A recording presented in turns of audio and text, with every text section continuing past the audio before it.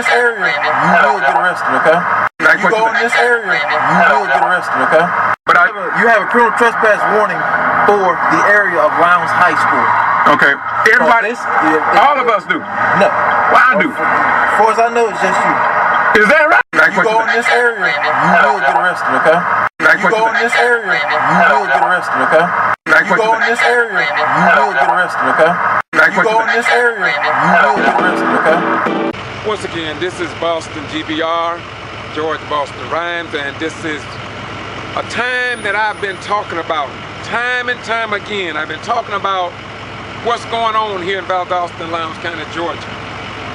The mother of the 14-year-old girl that was at Pine Grove Middle School, she called me and told me she still cannot get anybody here in Valdosta to tell her story to the general public.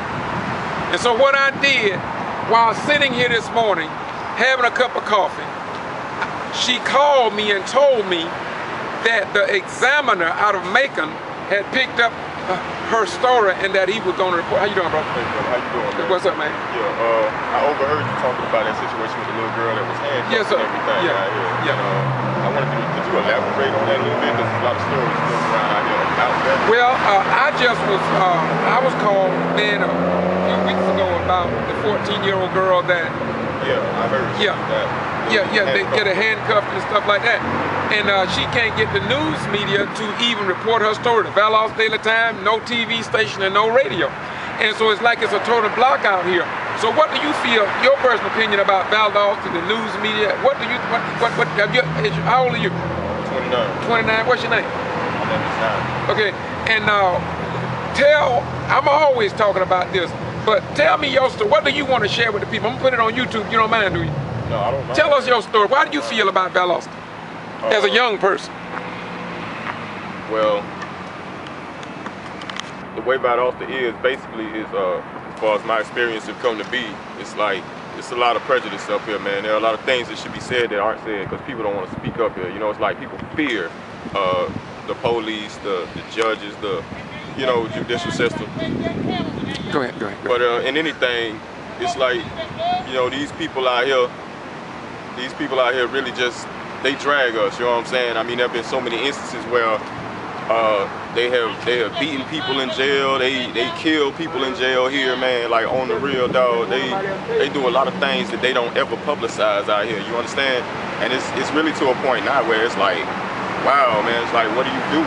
It's like nobody says anything about anything out here, man. I've heard about, you know, we were in jail and dudes getting beat the hell, I'm talking about beat bad, man. They take these dudes out here, they beat the hell out of them, they bring them back, throw them in a cell like it's nothing. There was even one instance I was in a cell and they took this dude out.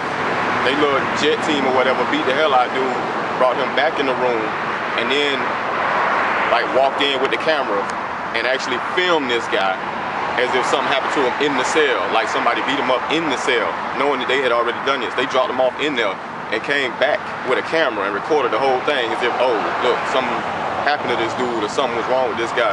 You know what I'm saying? You got everything out here. You got this KJ thing. You got, you know. I understand.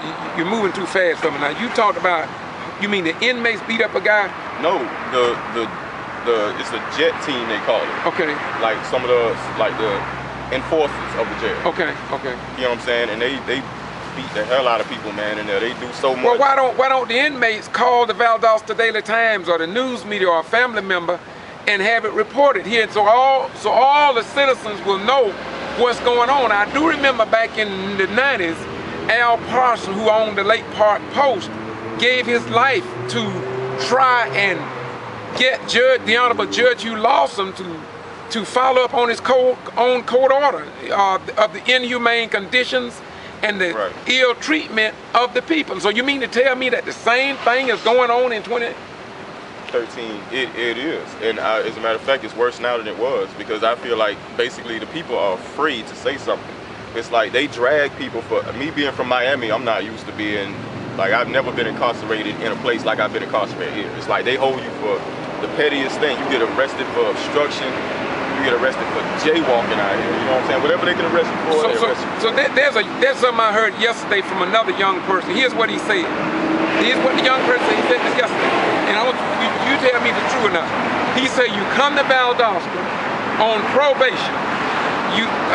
No, he said they come here on vacation and they leave on probation without any conversation because the community never knows anything about what happened. Is that true? Because they are afraid to speak out. They're afraid to publicize the things that happen in there for whatever reason. I don't know, it's like they just in this mindset, whereas they see it as being a threat to themselves to tell people what's going on. You know, you hear all the time people in there talking about, oh, when I get out, I'm gonna go ahead, I'm gonna press charges for this, I'm gonna press charges for that. They mistreat the inmates so much. I mean, you gotta understand, when you arrested before you go to trial, you haven't been convicted. You're not right. You're innocent. It could happen to anybody. It could happen to the mayor. Exactly. So it's like they treat you like dogs in there. You know what I'm saying? And I admit it's a lot of prejudice in here. You know what I'm saying? Not saying that on any kind of racist level.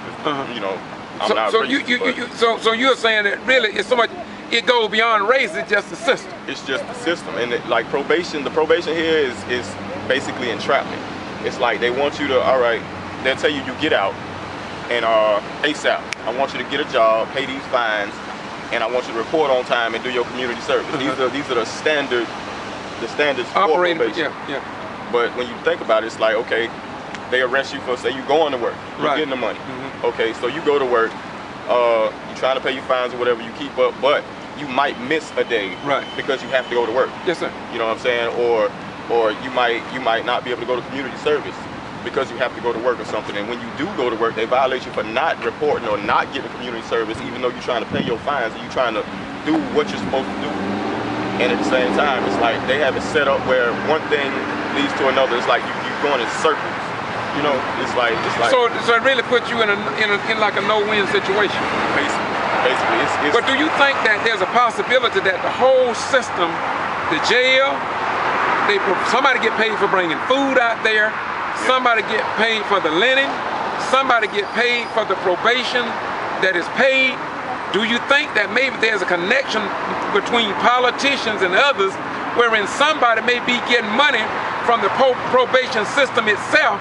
Now I heard one individual tell me about even the judges and the lawyers, the public. What do you think about the public defenders? What about the public lawyers and stuff? The public defenders. I feel like that's a bunch of nonsense. You know, I've never had a public defender. I don't need a state-appointed attorney or none of that crap because basically, I mean, I done sat in court, waiting to be sentenced, if you will. And I'm talking about, I've seen them up there at the judges, just politicking. Oh, you remember that barbecue we had? You know, just they hang together. You know what I'm saying? All these cats know each other on a personal level, so it's not like they. I mean, you sit here and tell me this person is defending me, but this your homeboy, you know what I'm saying? Like, y'all sit out here and y'all chat it up real good and everything, and, you know, you all hang out together. Yet you are the one that's supposed to be defending me from this person. So you probably feel that there's no win for you? No, so not really. Regardless of whether you have a court-appointed attorney or not, you're going to get on probation. That's mandatory. Because I've been on probation, got off probation, and got back on it for something simple like obstruction or something simple. I heard one lady tell me about. Baby.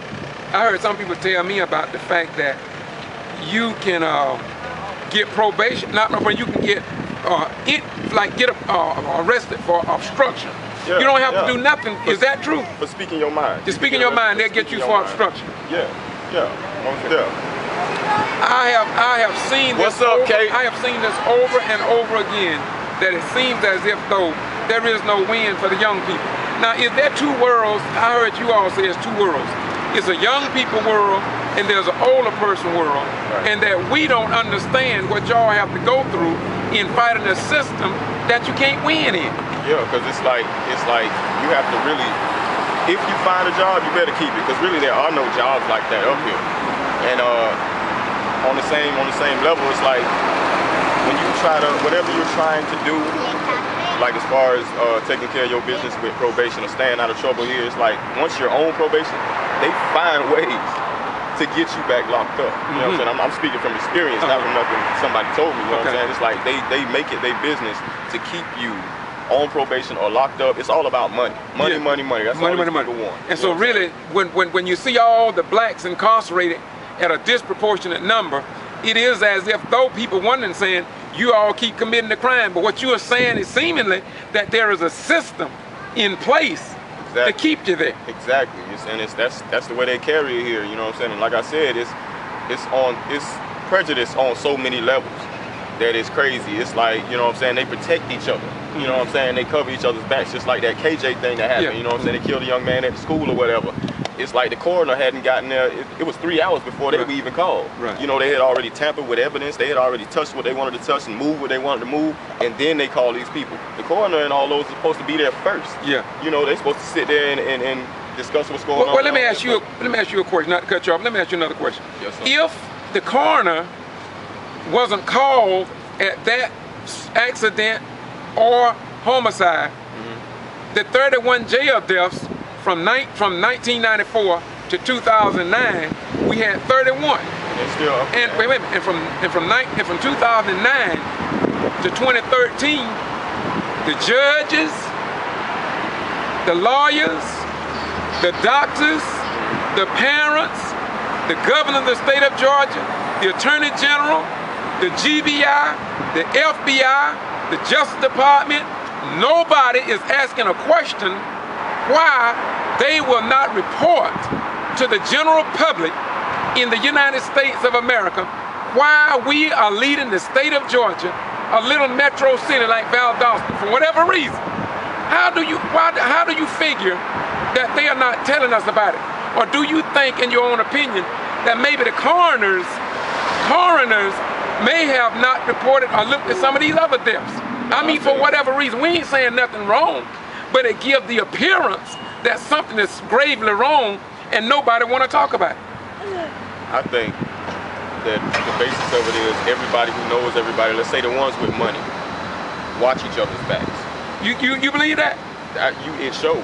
You see it. It's not what I believe. It's like, it's obvious.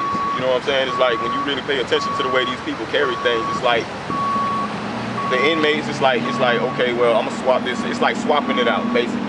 You know what I'm saying? Like, I'm gonna give you this dude right here for this in return, or whatever you try to give him, I'm gonna try to make it sound sweet. You know what I'm saying? And you go ahead and do whatever with him then, but let's just make it like, you know, like give me the appearance of being a good lawyer or a good representative or whatever. Look here, I really appreciate you stepping up today. I hadn't planned for this. I appreciate you walking along. I've had this to happen one day in front of the courthouse. People are white, well, he's a Chinese guy, and you can see this on my video. I was out here filming. He walked up like this individual, and I'm going to continue to say it like this. We can sit back and ignore all of this, but I'm going to say this over and over again. I'm a retired veteran. I served 21 years with my life on the line for this country. We had better wake up. And why should we go fight these wars when the real fight seemingly needs to be fought here on the soil of the homeland? Not through violence, but by speaking truth to power. To the young people, I suggest you getting your iPhone and record every aspect of what happened to you. Now, you have a right by law to film the police. We have been informed over and over again, it has been tested in the courts. You are not to interfere with the police officer, but you have a right to stand your ground and film not only the police, but any public official from a distance without interfering. You have a right to do that. So I'm going to leave you, my young brother, but I want to say this to you. Tell the young people, pick up their cameras, create a YouTube channel, and begin to tell your story, because the newspaper is not going to publish it. The television stations in South Georgia are not going to publish it. The radio stations are not going to report it.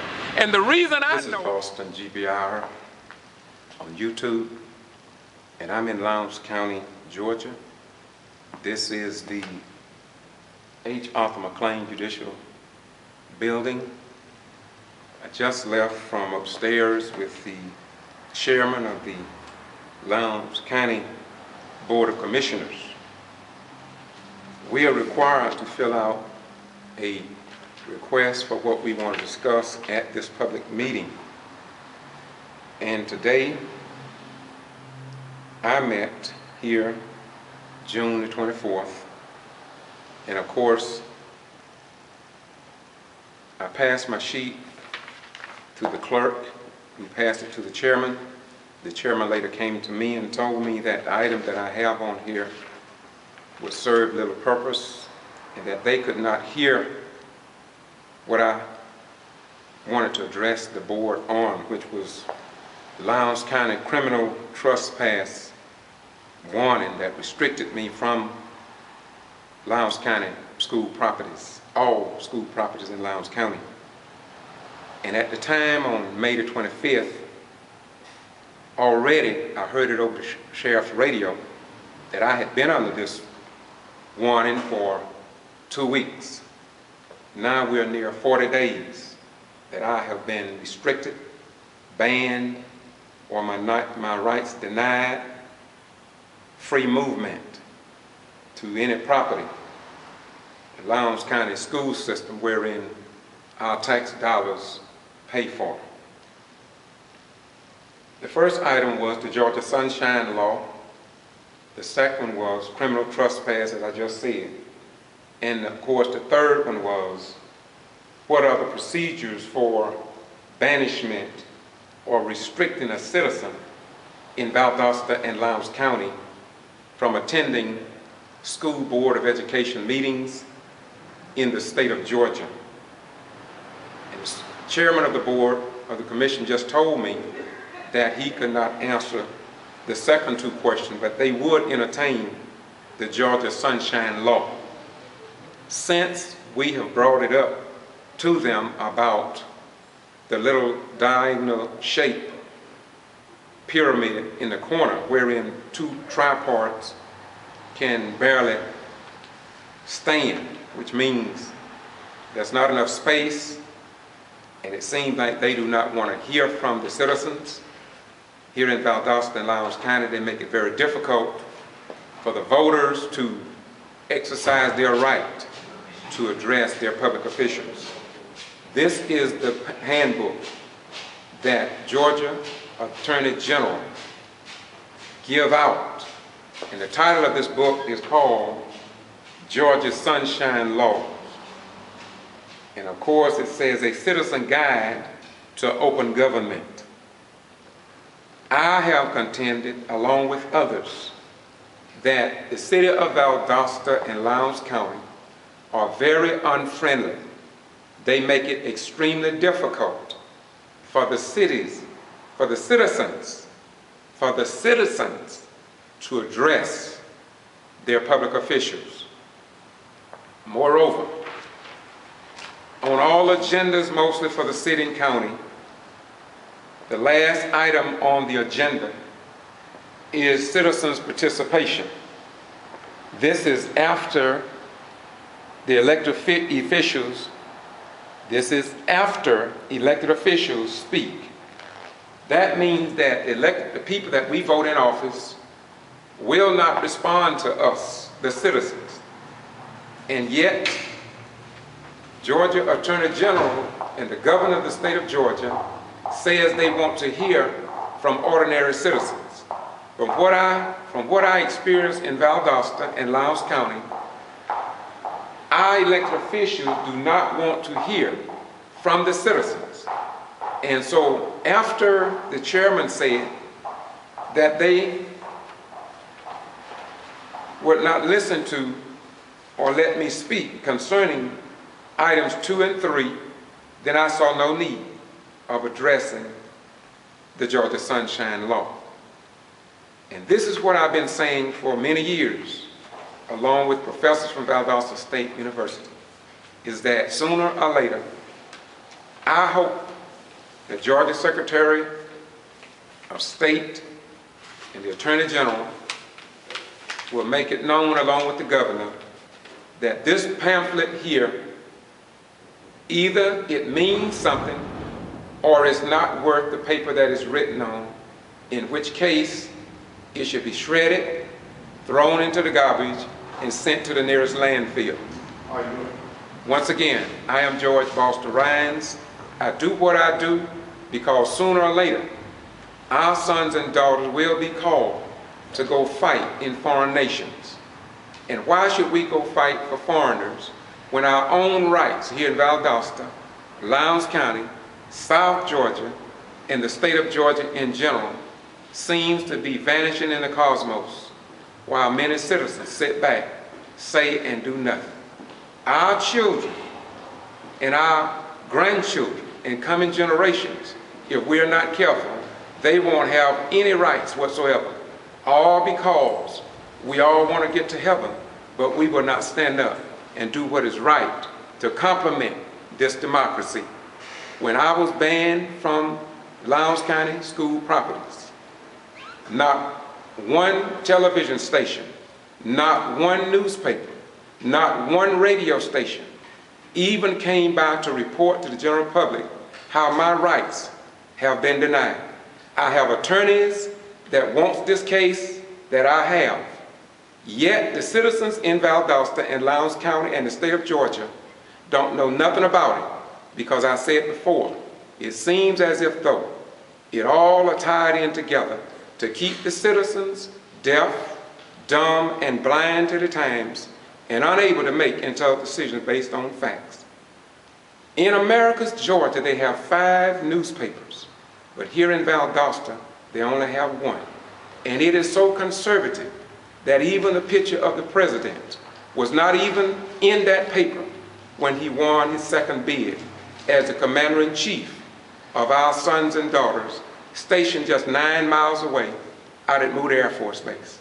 And so I'm leaving this with you. Tonight, the chairman told me that they could not allow me to address item 2, which was the criminal trespass warning that was issued upon me, that there is no documentation on any legal system. The sheriff's department, the criminal investigation department, magistrate court, superior court, district attorneys, federal court, nothing have been filed on me.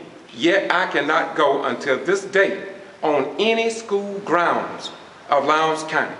And once again, no news media have found this newsworthy to let the people know what a retired veteran must go through here in Valdosta and Lowndes County. Once again, this is George Boston Rhynes in the city of Valdosta. Thank you very much. Bye-bye. Hello? I'm sorry.